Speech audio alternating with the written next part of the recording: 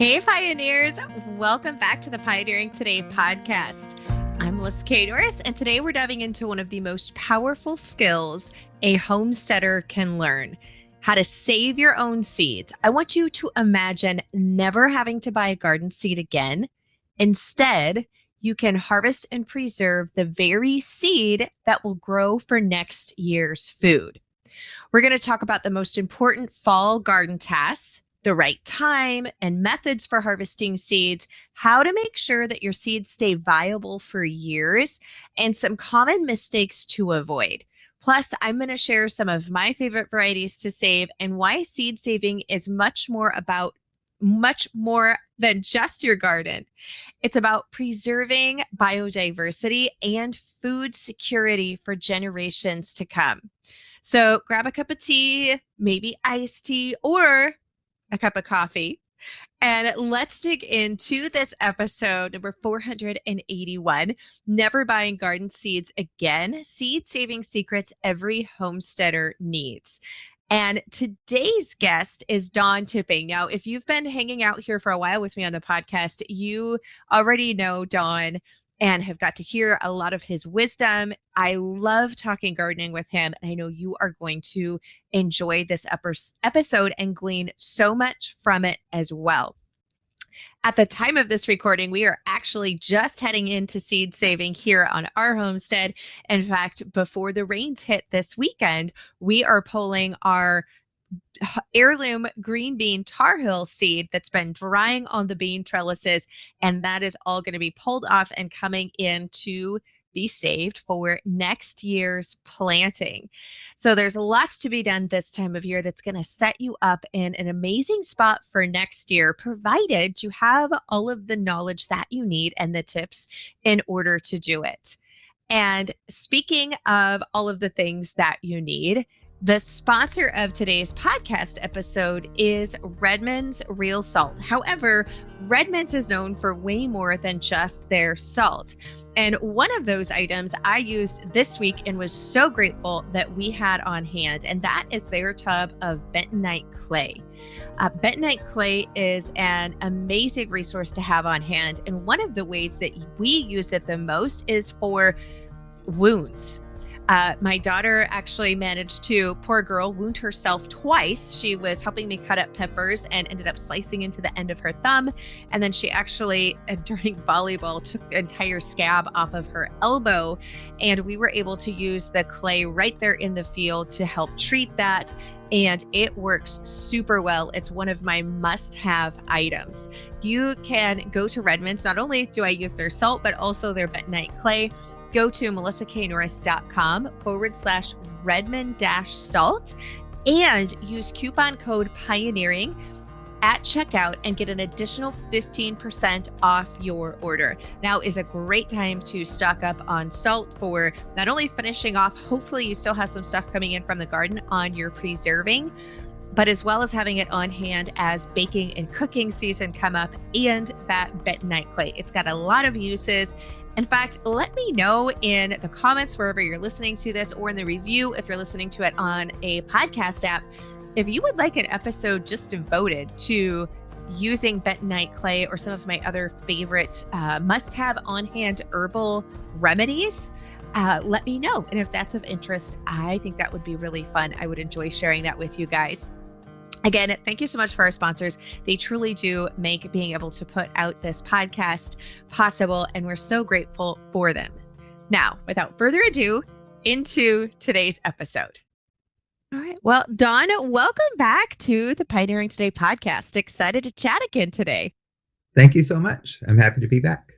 Same. Well, of all the gardening topics, I know we probably shouldn't have a favorite, but one of my top favorites is seed saving. I mean, seed saving, for any of my listeners know, it's near and dear to my heart. It's something that I grew up with, and I get so excited to talk to people about seed saving because I feel like for a lot of gardeners entering into gardening, so much is covered about, soil health and how to grow the best tomatoes and all of those different things, which are all very valuable. Soil health is extremely important, but I don't feel like seed saving is one of those topics that is up front like some of the other ones. And so I think it's a really important conversation to have, especially for gardeners and homesteaders alike. So I know if you would share just a little bit for those who might not have heard some of our previous episodes and are familiar with you, just a little bit about your story, how long you've been farming, and that your guys' seed company, which is how I came to find you, Mhm. was through that. Yeah. Yeah, well, thank you. Well, this, interestingly enough, is my 30th year full-time farming, 29 years here in Oregon. And seed actually entered my awareness fairly early after studying with Harold Hoven at the Rudolf Steiner College, which is taught biodynamic agriculture down near Sacramento area. And he was an avid seed saver. And I'd never even thought of that concept before. And then moving to Southern Oregon, it was a hotbed of seed growing on a farm scale, because the first organic seed company in the world, I believe, Seeds of Change, really had its origins right here in the town I live in.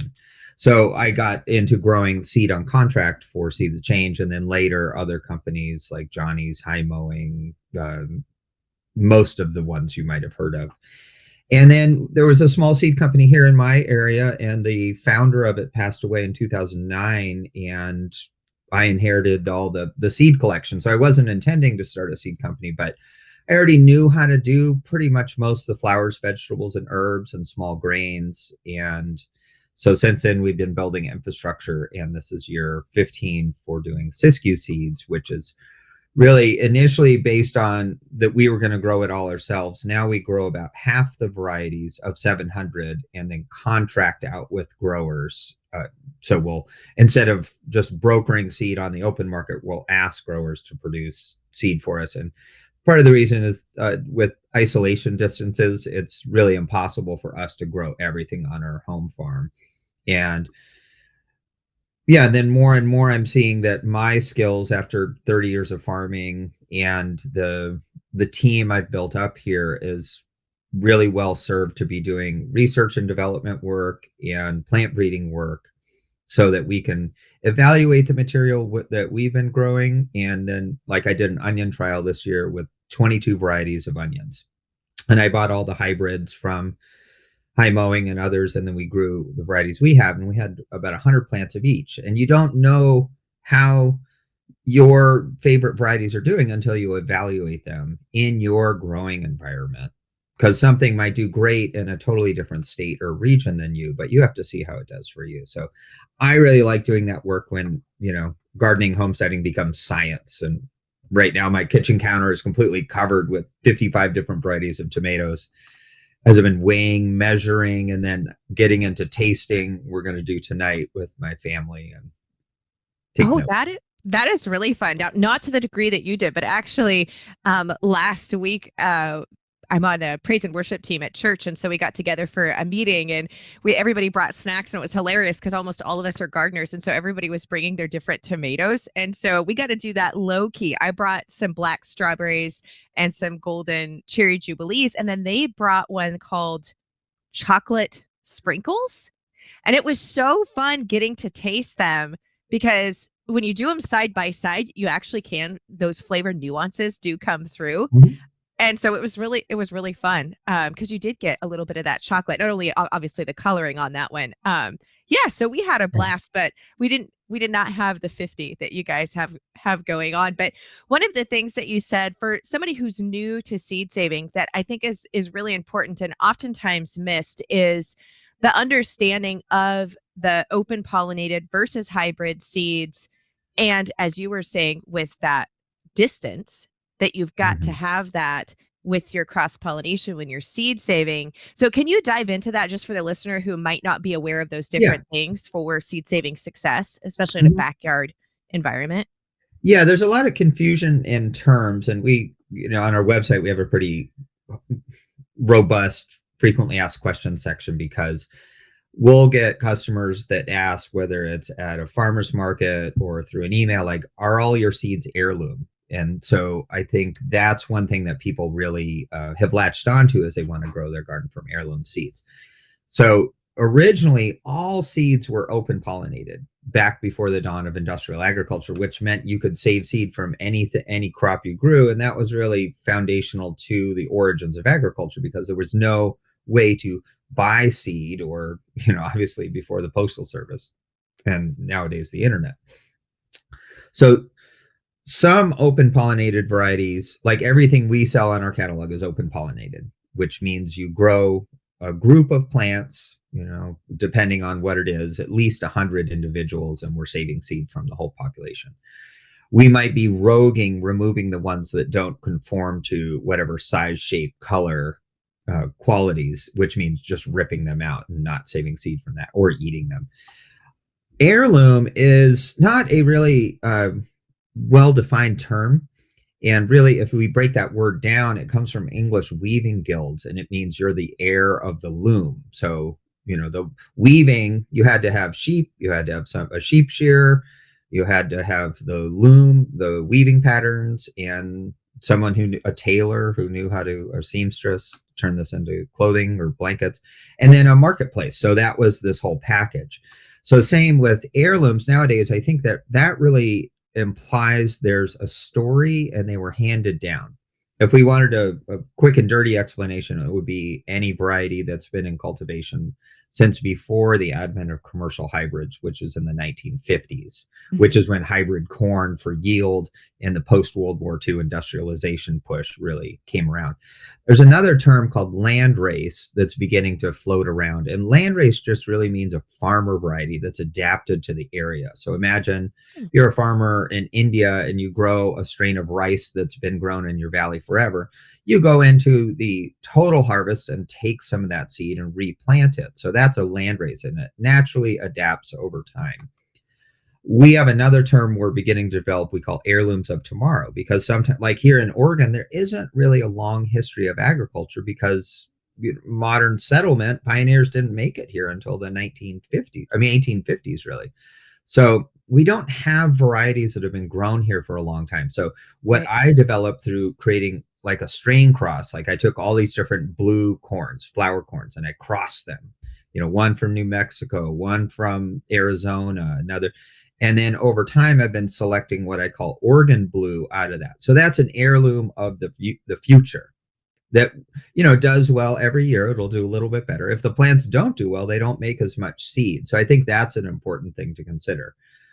And, to get into the isolation topic, there's basically, you can break down all the species that you're going to save seed from, whether it's a vegetable, flower, herb, or small grain, into two categories. It's either self-pollinated or a cross-pollinated crop. And the self-pollinated ones, and this is if you're a new seed saver, let's say you're just now listening to this podcast and you're like, I'm going to go out in my garden and save seed. I noticed something going to seed. Those would be easy things like lettuce, beans, peas, tomatoes don't cross really. Most of the peppers don't really cross, especially if you're only growing sweet peppers. The amount of crossing you'd see is so minimal.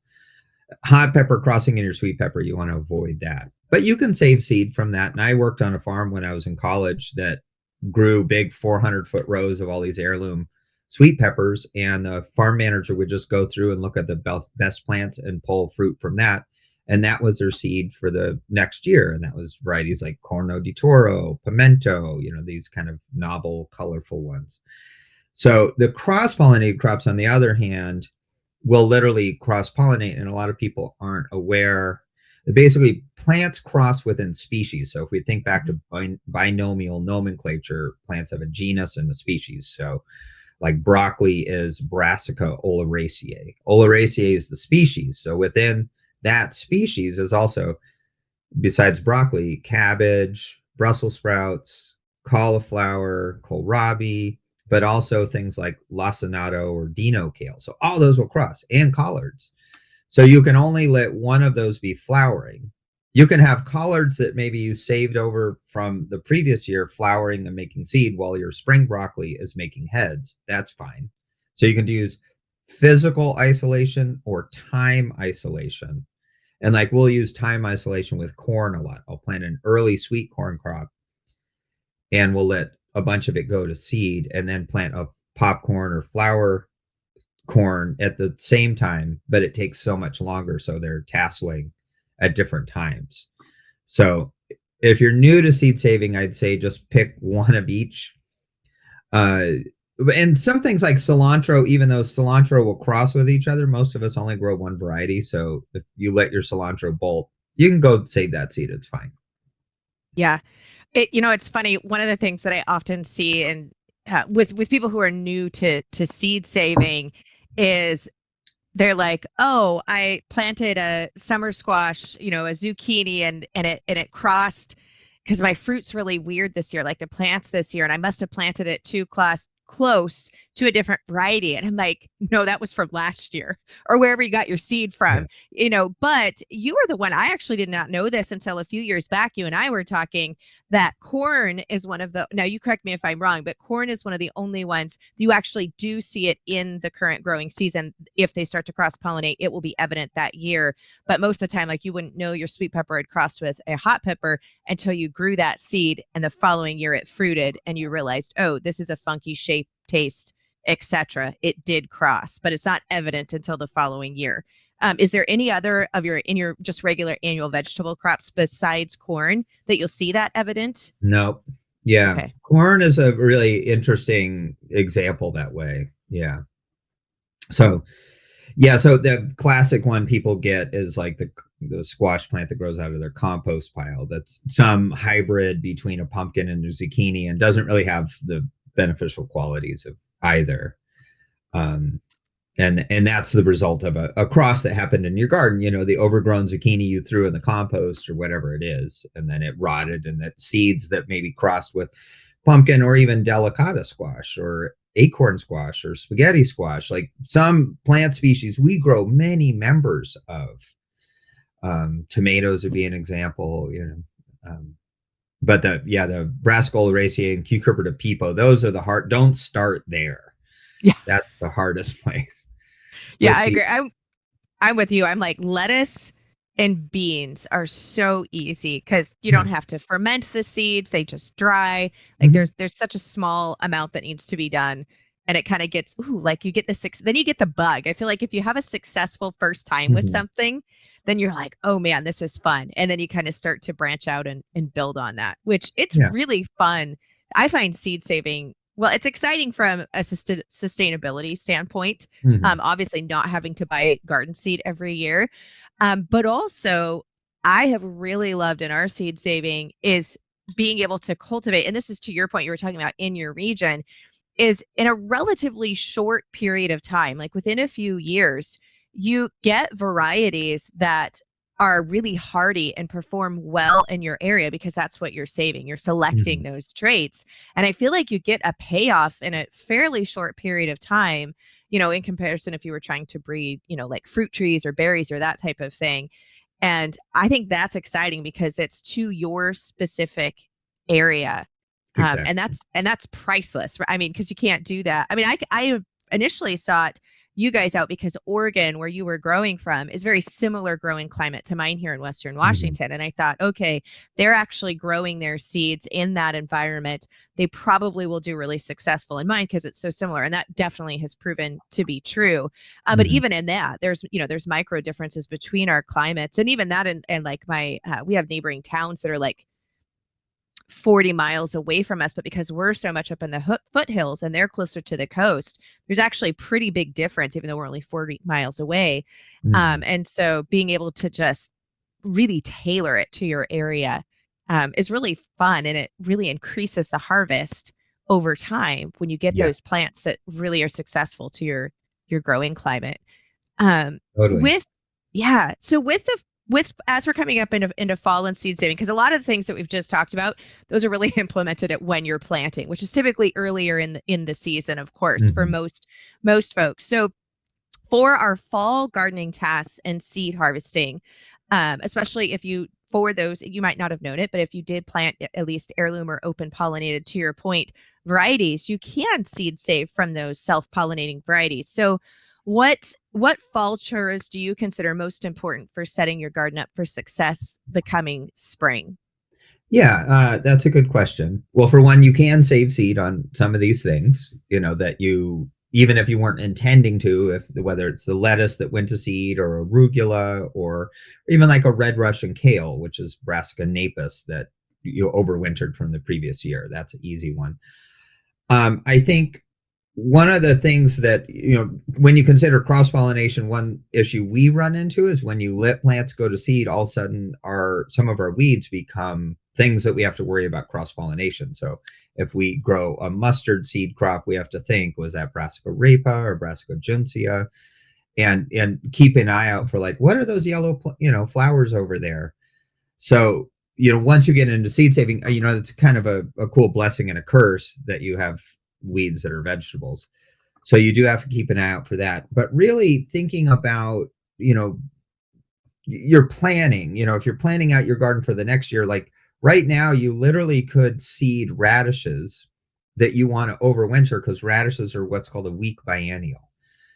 And then they'll overwinter just as little plants, and then they'll flower early as, here they'll be flowering in March or something, and then make seed. So that's a way to kind of condense a biennial that way. You also can do things like, let's say you had a bumper onion crop, and soon we'll be actually putting onion bulbs back in the ground by fall equinox for seed for next year. Or let's say you have more leeks than you wanted. You could devote some of that. So I think for planning, if you're newer to all this, to designate one part of your garden for a seed garden. So put those onions in there. Maybe you have a lot of beets. You can literally replant beets this time of year. You could do it in February too, which if you have a really harsh winter, that might be a better idea. Keep them in a root cellar environment and then put them out. Or even the radishes, like we have a walk-in cooler, so we can store all kind of stuff in there over the winter if we're worried about either the weather or pests damaging overwintering biennials. So right now is when we think about our biennial seed crops. Another one that a couple that we'll plant now is garlic, and I'll get to more on that later, and also fava beans. We'll plant fava beans in the fall, and then they'll be making nice size broad bean pods in the end of May, which is a really welcome time to have something besides greens. When your root vegetables maybe haven't grown up, or your heading vegetables. So, but also just planning that out and kind of thinking, whether you use a garden journal or a digital format for designing how you're going to do your garden. And so some of that is spatially, but also in terms of timing, and then also the cross-pollination issues. So the information about like what genus and species things are is widely available. If you want to get a reference book, I would say the best one is called Seed to Seed by Suzanne Ashworth, that you can just go to. One. Yeah, and it's well organized, and it takes a long time to memorize all that stuff, so you want a reference material. And then garlic, we are aiming to plant garlic in the month of October. So right now is a good time to like get your soil prepared, let the first flush of weeds come up, and then till those in. Or if you use compost for fertilizing, or we have a neighbor too that has a organic dairy farm, so we're going to be bringing in composted cow manure and just beginning to get our fields ready for garlic right now, and shallots as well, which you really grow in the same kind of timing of fall planting. And if you won't see a lot of growth with garlic in the fall, but the roots get established so that when we get heavy fall rains, which we tend to get here in the Pacific Northwest, it won't wash your cloves away. So we tend to grow a wide variety of garlic here. And when you're sorting out your garlic, they call it garlic seed, but it's not really seed. It's a clonal or vegetative reproduction. So you're just breaking apart the bulb, the individual cloves. So big bulbs are ideal, but the largest clove from large bulbs is better. Small cloves you're not interested in, eat those or something else. Give those away or something. And then we're planting at about 10 to 12 inches apart, and we do 3 rows on a bed, about that spacing. You can do it closer together, but basically garlic is a really inefficient feeder. Its root system isn't like corn that can go 10 feet away to scavenge for nutrients. So you want to put your fertility, whether you're using compost or some kind of pelletized organic or however you do that, needs to be right in that area. So you want to think about that. That's part of your planning. So kind of getting all your ducks in a row in advance of planting, which could be in about a month, I would say.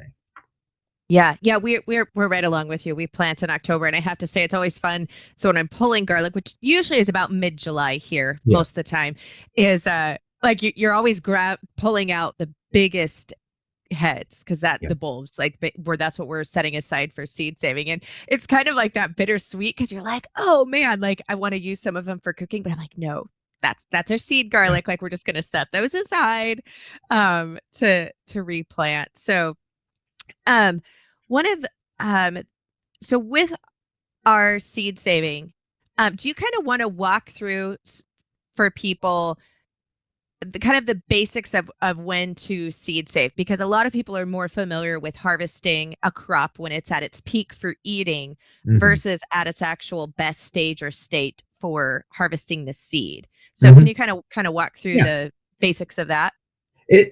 Another primary delineation with seeds is it a dry seed crop or a wet seed crop? So the wet seed would be all your fruiting vegetables. That would include all your melons, squash, cucumbers, and then tomatoes, peppers, and eggplants. With the exception, well, and then there's always exceptions. Uh, so watermelons, cantaloupes, muskmelons, winter squash, tomatoes, and peppers, you harvest when the fruit's at eating stage. The seed's ready when it's at eating stage. So as I mentioned before, whether you have some, sweet peppers or hot peppers you really love, if they are like red ripe or yellow, whatever the, mature color is, you can take those seeds out. And my kitchen begins to be this chaos reality with painter's tape and all labeled and careful all over the place.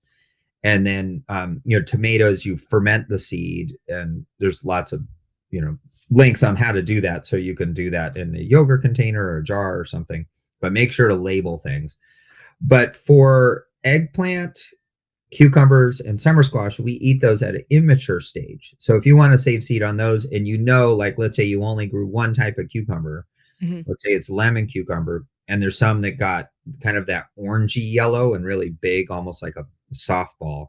You Yeah. cut them open, scoop out the seed, and we usually ferment it in a bucket for a little while, and then use water to separate the pulp and the immature seeds from the good seed that will sink. And that's how you'd process like cantaloupe seed. Right now, we're cutting open cantaloupe, and our sheep and goats are getting to eat all these melons. We're scooping the seed out. So the dry seeded crops, if so that would be lettuce, the brassicas, onions, carrots, beets, parsley, parsnip. Those ones, you don't get to use the vegetable. Uh, Okay. it's a sacrifice. Broccoli is an exception. We actually cut the primary head and let the side shoots be what makes seed, because we find they make more seed that way. And you kind of get to do both, which is nice. So it requires a little bit more planning, although that is seed saving intrinsically. If it sounds complicated, you're just letting nature do its thing. Hmm. So that lettuce plant, if you don't do anything, if you don't cut it, it's just going to grow, flower, and make seed. And then the birds are going to eat the seed, or the seed's going to fall on the ground.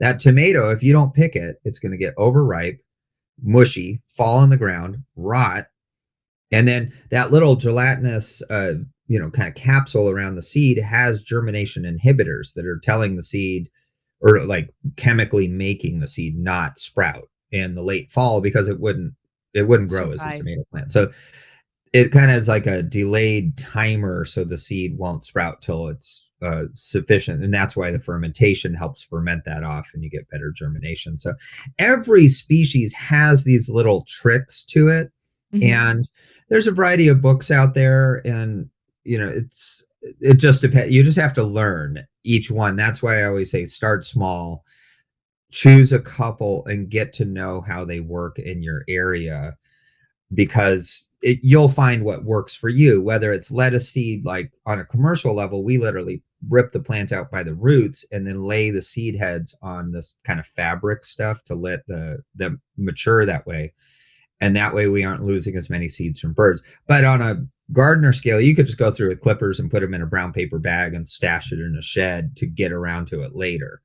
Yeah. um, Same with a lot of the dry seeded crops, is typically a clipping, supplemental drying. Whether a greenhouse is a really good place, because you're probably not doing a lot of starts in the late summer, fall, to dry seed. We save all our old bed sheets, or even just go to the Goodwill and get them, because they're nice, because they're air permeable. Hmm. And then you could lay out a bunch of seeds to dry on them. And then when the seeds all dry in the greenhouse, we tie up the four corners and then throw that in the barn to deal with it, later, because we're doing the outside stuff. So you can do that with brown paper bags, buckets, but you do have to kind of plan ahead and have like, where are you going to dry it? Where are you going to store it? Do you have all your bins, buckets, and that kind of your paraphernalia for doing seed saving? Which and a really important thing to get across is seed saving is like something you do after. Like you learn to play the piano and then you learn Bach. It doesn't work the other way around. So seed saving, you have to be able to grow the vegetable because the life cycle is longer. So if you can't reliably grow a head of lettuce or broccoli, then you're not going to be a good seed saver. And you don't want to save seed from plants that died or like runty plants. You want to actually, back to the garlic, save seed from the exemplary individuals. And that way you're always advancing the genetic potential of the crop. So Yeah. Yeah. yeah. One of the things we do with beans is let them dry as much as possible on the vine, like get to the Mhm. mature point. And then I found we just throw in a 5-gallon bucket and I'll set it by the wood stove because Yeah. we don't have a greenhouse, and I'll just let them kind of hang out there for a week or two to make sure they're really good and dry. And then I always have the best laid plans. Like I'm going to get them all shelled out and put in my nice little seed saving envelopes Yeah. and boxes, and inevitably they get dried out and I'm like, nope, I got too much to do, and they just go in the back pantry and they stay in that bucket until it's spring and I have to shell them out because Yeah. it's time to plant them. So Yeah. yeah. And I'm glad you mentioned beans. A trick we do for dry beans. And so we just got rain here. So all the dry pods in the field are now wet. I saw in the forecast that we're going to hit back in the upper 80s and 90s next week. So I'm going to prioritize going out. And what I do for bush beans is I go through with clippers and I clip every plant at the base and then let it sit, for a couple sunny days. And then I'll go through and I literally pick those plants up and I bring like a Rubbermaid trash can out there and I can pick up a couple plants and just whack them, usually like one good whack and a couple side to side in there. And Oh, most of the beans come out. When we used to grow on a commercial scale, we had a truck with wooden sides and we would just like smack them in the back of the thing because we're doing like quarter acre beans without a yeah. combine. That is a big time saver. Pole beans, Okay. you can't do that as easily. It's more pod by pod, which Yeah, is it's laborious. Um, but that term, it's crunch time, is not about cramming for college finals. It goes back to when everybody was farmers or new farmers and get the seed when it's crunchy yeah. before the atmospheric humidity goes up and all of a sudden it isn't. Another little homestead hack that we do for years is for a lot of years we used a cook wood stove, but we use a wood stove to heat our home. As I built with just small diameter dug for poles peeled, a system of racks for basically handmade 2 foot by 4 foot window screens that we dry a Hmm. lot of herbs, dried fruit, and seeds. So if things get wet, and we can dry laundry or people's wet coats over this above the wood stove. And then it's there, and then we do a lot of like shelling beans just sitting in front of the wood stove, and or fava beans or peas or that kind of thing. But having that ability of, if you have a wood stove, use that to dry stuff out. And Yeah. again, setting up your farm infrastructure to facilitate that really helps. Yeah, it's funny that you mentioned that. My grandpa, who passed away before I was born, but they had a log cabin that didn't have electricity for a number of years and cooked on a wood stove as well as heated their home. And he created, my aunt was telling me about it on a pulley system, but it was the same. It was the same thing. It was this rack pulley system that they could lower down over top of the wood stove, and he would use it for some seed saving, but a lot of they use it as to dehydrate items. To your point on Mhm. herbs and other things like that. But then he had it on this pulley so he could pull it up when they weren't drying anything, or if if the wood stove got really hot and he needed Yeah, to move that's it and smart. stuff. Yeah. Yeah, and I'm like, we haven't done it yet, but it is something that I hope to replicate someday. Mhm. So when you said that, I'm like, oh, that it's on my to-do list. Just haven't Yeah. gotten it yet, but I like that. When it comes to storage and labeling, um, and I know you actually gave some great tips on tying it up in bed sheets, permeable and stuff once it's fully dry. But do you have any type of labeling system that you use that works really well, Oh or yeah. any tips Well, I there? mean, we have to because we're certified organic and all like commercial thing. But I used to use masking tape.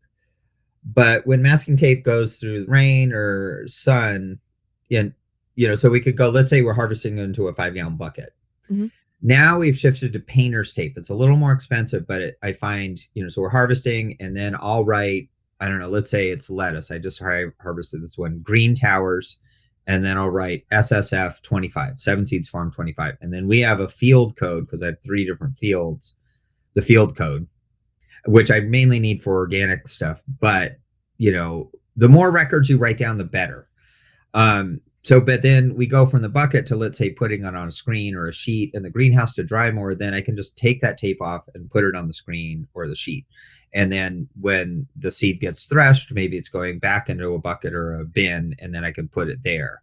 And so that the tape just follows the thing. Sometimes some crops, if I have other helpers that I'm a little afraid they might do it wrong, which we've definitely had happen. We'll put a piece of paper in with the seed, a piece of cardboard, something. So, because the tape could get lost. Or another thing I found too, the tape doesn't at the end of the season always get pulled off of the bin, the bucket, the whatever. So, this year 30, I sometimes find pieces of tape that's like whatever variety 2016. But if you don't have the year on there, it could get really confusing because we could have lettuce seed going in a bin that had lettuce seed with a piece of tape from before. So you kind of have to have that more attention to detail, a little OCD, like you really enjoy things being clear. And then whenever you're labeling things, it's really helpful to know the year for the seed, that what year you grew it, because this is something a lot of people don't know is if you buy a seed packet, the USDA requirements are that you have to label the seed for the year that you're selling it. So like the seed we sold this year, it says packed for 2025. Or here's a funny loophole. If we put the germination test and the date we did it, so let's say we did our germination tests in November of 2024, we get 15 months from that date. So those ones can go all the way into early 2026. Okay. But when you see packed for 2025, it doesn't mean the seed was grown then. So when you're going through your seed stash and you're glancing, you're like 2025, that seed could actually have been grown in 2020. So, having those details and basically seed life, the bigger the seed, the longer it lives. Mm-hmm. So corn, bean, squash, it can last a long time. I've had 10-year-old tomato seed germinate totally fine. Really small seed, onions, lettuce, things like snapdragons and really tiny stuff doesn't last as long because you can think inside the seed is an endosperm and it has oils and it's drying out, and also how you store the seed. So cool, dark, dry is really important. So that's another part of your seed saving paraphernalia kit is, are you storing in coin envelopes that you can go to like Staples or Office Depot and just buy boxes of them? Jars, Ziploc bags, just figure out your system, but having that on hand. I like the just coin envelopes, the manila ones. That's what we use internally because I have lots of room to write stuff on. You can also save empty seed packets and just put the painter's tape right on there. That works too. But the manila envelopes allow me to do things like, let's say I'm saving zinnia seed and I go out in my patch and I'm like, okay, this is from the cactus mix, but this is one I really liked that had, butter yellow petals that had this quality. You get, if you get into plant breeding and selection, you can write all this stuff on there. And sometimes I might fill the whole envelope with words, but that's advanced stuff. So yeah, well, I'm glad you brought up the date point because that has been really, really helpful for me. Because even though beans are self-pollinating, I have found that you can get some crossing if I have them planted too close to one another. So we do it's just been passed down in my family. It's a pole green bean that my grandparents brought out here in the 1940s from North Carolina, but they've been saving it forever in Appalachia. So I don't really know how exactly how far back it Hmm. goes, but I know really far back. And then we have a different variety that we just call an October bean because that's typically when it comes on is the 1st of October. And it's really large shell bean, and it's striped with scarlet, like really pretty. It's not a scarlet runner. It has Hmm. I think it may be some type of an Italian variety far back from what I can tell it looking at. I don't know, but they've, it's just Hmm. genetically been passed down. But my point being there is I started to get that striping from these October shelled beans into my heirloom green pole beans, which do Yeah. not have any. And what I realized is if I had the two rows wherever they were kind of close together, Hmm. as long as I had them, even like 15 feet apart was fine. But if I had them right next to one another, the genetics would start to drift a little bit. Yeah. So I had some old, and of course I didn't know, it was something that we realized the next year when they started to come on. And I'm like, that's not rust developing on my bean pod. That's actually that scarlet striping coming through on the Yeah. green beans. So I could go back to bean seed that I had from 2 years back to make sure that I was getting back to those pure genetics. And then we did further spacing apart and isolation to mitigate it from happening again. Um, but if I didn't have it dated, I would have Mhm. no way of knowing where my pure genetics are if I Yeah. had made an error in my seed saving. So I'm really glad you brought the date part up. Yeah. And and you bring up a good point of like there's the rules like beans don't cross. Well, there's lots of different species of beans. There's lima beans, fava beans, common bush beans, but then like the runner beans that you mentioned is a different species, and those do cross. And part of it is also, think about the pollinators. If the pollinators in your garden have lots to eat, they're not going to mess with beans. If they're running out of stuff, then they might chew into a Phaseolus vulgaris, like common bean flower, to get at pollen. And then all of a sudden they're crossing them. So they may cross one year, but not another year because you had other things flowering, which is why understanding that garden ecology mindset. And I Mhm. think there's still time, depending on where you are. Let's say you're noticing you don't have many things flowering, plant some buckwheat. It'll flower in 30 days. And then you got stuff for the pollinators, which you want to keep around anyway, whether they're overwintering as an adult, as an actual bug insect or as eggs. And a lot of them will overwinter in leaf litter, compost, detritus as eggs. So, Yeah. So I have to say, is there any so like those two beans, of course, are my favorite seed saving things because they have so much yeah. family history for me. So, but are there any varieties or is there like any special variety that you're growing in seed saving that kind of has that near and dear or is a favorite for whatever reason? Yeah. I'm in love with fava beans, and I think they're a crop that people don't eat much here.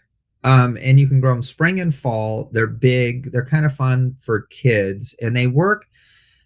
My favorite way to cook is that you're cooking and you have friends and family in the kitchen, and you throw some shishito peppers on, or you steam some fava beans in salt water, and then you're snacking on that while you're cooking. So they fit that kind of hors d'oeuvre quality. And I have, from traveling in Ecuador and Peru, a wide diversity of all these different ones. And I have one I call the Andean mix. And I've teased out, and fava beans do cross pollinate wildly.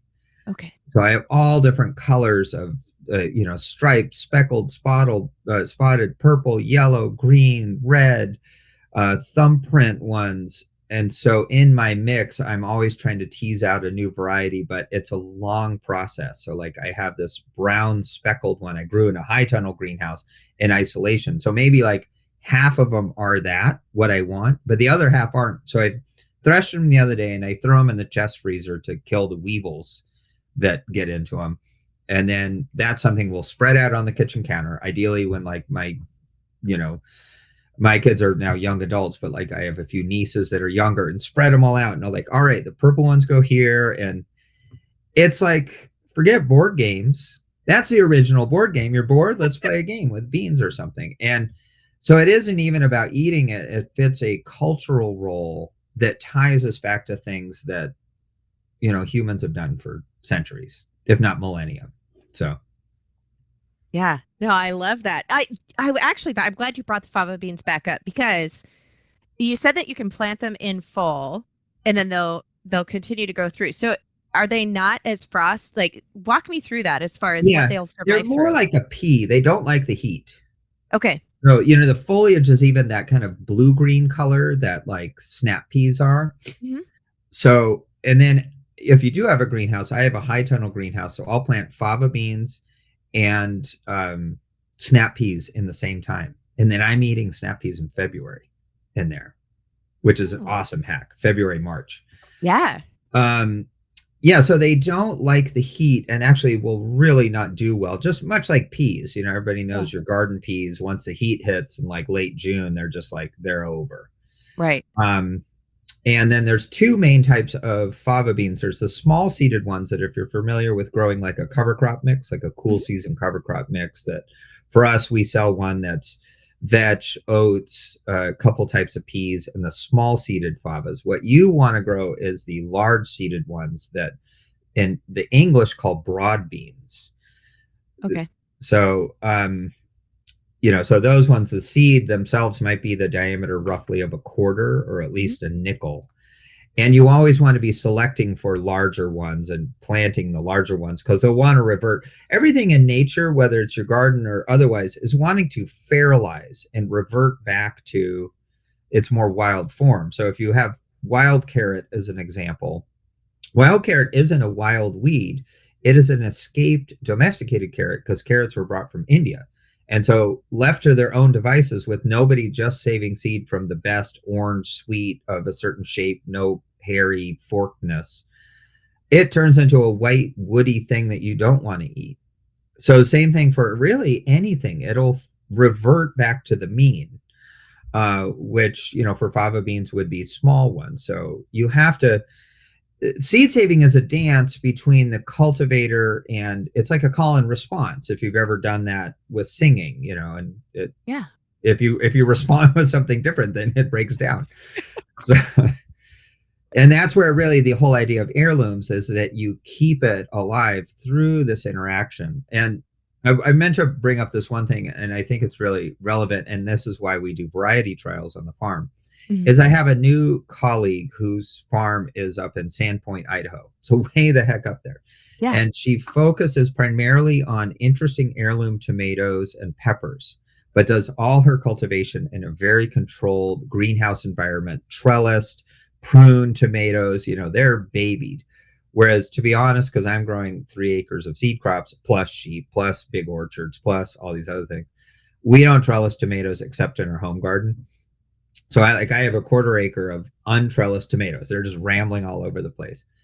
And we have 55 varieties. The varieties like, for instance, Brandywine, Cherokee Purple, some old standbys. I've been growing and saving seed for over 25 years. They're resistant to the disease. They're resistant to cracking. They can deal with we get this mountain climate with dew and humidity at night, and then it can be 100 during the day.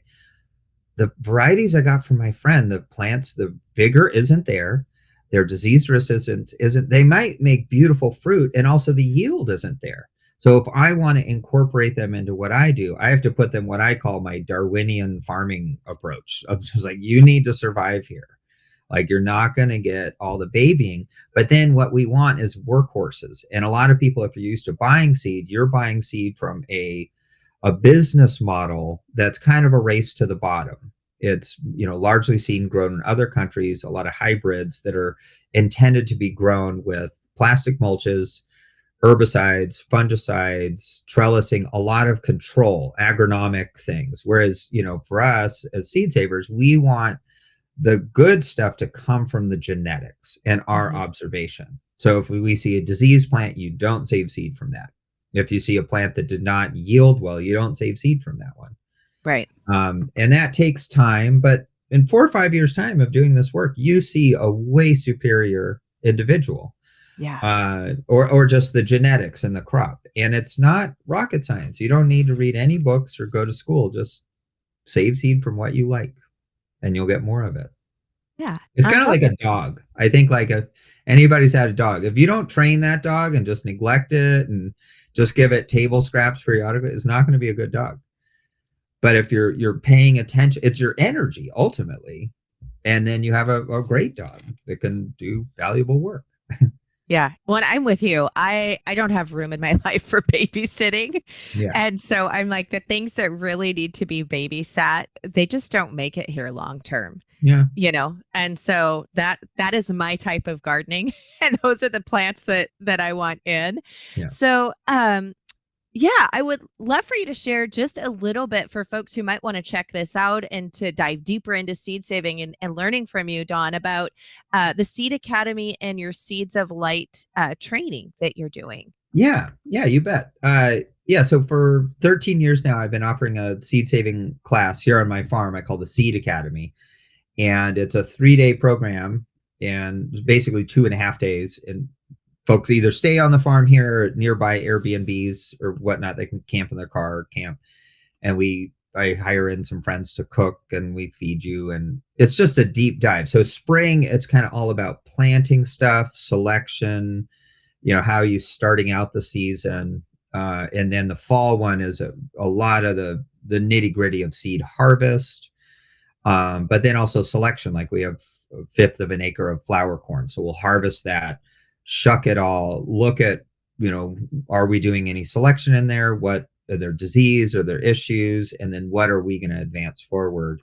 And then the basic seed saving, seed cleaning techniques and seed storage. So there's a lot of stuff you can't learn online. Like online education is great. It's good to get your feet wet that way or in books, but there's some things to the kinesthetic, like winnowing. It's a feel thing and having somebody kind of give you pointers or just feeling it in your hand. And then I think also being around a supportive community. And I think like online education and in person, they really complement one another, and being around other people who are maybe at a similar or adjacent skill level to you, or even just talking about whatever your life is like. So it's a special time. We sit around the fire after dinner and tell stories, and it's really a great thing. My son and I are preparing a online course we're calling It All Starts with a Seed, that's broken into 3 modules, each with different classes, like how to start your garden from seed, how to do seed saving, kind of all the consideration, and then seed harvest. So we're about half through of filming and editing that, and keep your ear out for that. Yeah, that's exciting. Awesome. Thanks. Yeah. Now, do you do a fall Seed Academy too, or is it just a spring one? I've been doing both. So the upcoming one is October 3rd through the 5th is the fall. And I have an early bird discount and also a couples discount. And that closes September 17th. So if you're close to me, I'm in Southwestern Oregon, we do a half-day farm tour that's a deep dive down permaculture on October 3rd, and that can be done separately. And it's also included in the course. Oh, great. Okay. Yeah. We'll make sure to put links out when this goes live so people Thanks. can check that out. And that sounds fun. Like you had me at people are cooking for you. I get to talk about gardening and then sit around the campfire. Yeah. Yeah, that sounds great. Well, thank you again for coming on, Dawn. Like I always learn so much. I love these chats, and I just appreciate all of the work that you've done and dedicated to the stewardship of growing things and sharing it with other people. So thank you. You're welcome. Thanks. Well, I hope that you enjoyed today's episode and that it inspired you to look at fall gardening with fresh eyes, not just as the end of the season, but as the beginning of next year's harvest. Seed saving truly is one of the most rewarding parts of gardening. It gives you independence, resilience, and a direct connection to the food on your table. Not to mention, it can save you a lot of money. If you're ready to take the next step, start with just one variety this season. You will be amazed at how quickly your confidence grows. And don't forget, when you save a seed, you're preserving a story. And that is my favorite part of heirloom seeds and seed saving, and carrying on a legacy that will bless your family and community for years to come. Thank you for joining me here on the Pioneering Today podcast. If you enjoyed this episode, please do subscribe and share this with a fellow homesteader or gardener who would also love to learn more. Until next time, blessings in mason jars for now, my friends.